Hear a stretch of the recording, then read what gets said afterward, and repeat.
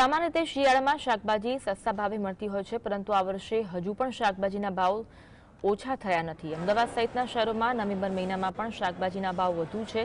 આ ભાવ વધારા પાછળ માવઠાની અસર છે। માવઠાના કારણે પાક ધોવાઈ ગયો હતો, જેનાથી શાકની આવક ઓછી થઈ રહી છે। સાથે સાથે લગ્નની સિઝન પણ ચાલી રહી છે, જેના કારણે શાકની માંગમાં વધારો થયો છે। ગૃહિણીઓ માટે સસ્તું શાક મળવું હજુ મુશ્કેલ છે, પરંતુ વેપારીઓનું માનવું છે કે આગામી દિવસોમાં ભાવ ઘટી શકે છે। हाल शाकभाजी में कमोसमी वरसादना कारणे भाव में वधारो है गया वर्षनी सरखामणी में। हवे टूंक समयनी अंदर भाव में घणी राहत मळवानी छे, कारण के मालनी अत्यारे सप्लाय ओछी छे।